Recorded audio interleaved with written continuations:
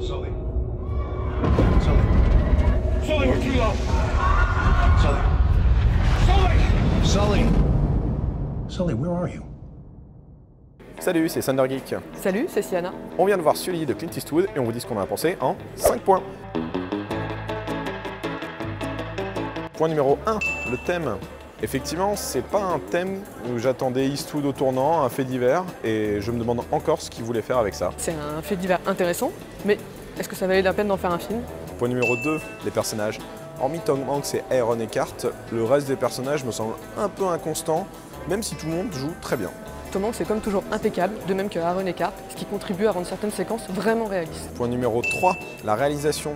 Ici, on a une réalisation très classique, mais c'est une réalisation très classique pour du Clint Eastwood, donc c'est quand même une bonne réalisation, une belle réalisation, mais un petit peu fade. Comme diraient les cadres, on a quand même quelques beaux moments de bravoure, avec notamment des scènes très immersives. Point numéro 4, le rythme, c'est catastrophique. Le film ne fait qu'1h30, c'est l'un des films les plus courts de la carrière de Clint Eastwood. On a l'impression qu'il dure 2h30. Le montage est un peu laborieux et même si on comprend l'intérêt de certaines séquences, l'exécution est assez poussive par moments. Point numéro 5, le côté patriotique.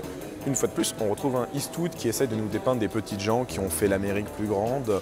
Et je trouve que ça commence à faire assez. Ça fait très longtemps qu'Eastwood y joue sur ça et j'ai vraiment l'impression de voir une continuité avec American Sniper.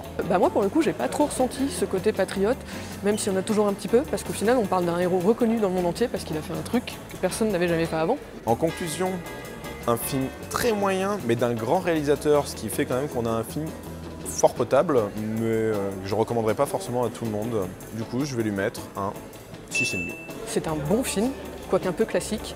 Mais franchement, si on n'avait pas Eastwood derrière la caméra et Tom Hanks devant, on aurait vraiment un film très chiant. Donc pour ça, je vais quand même lui mettre un 7.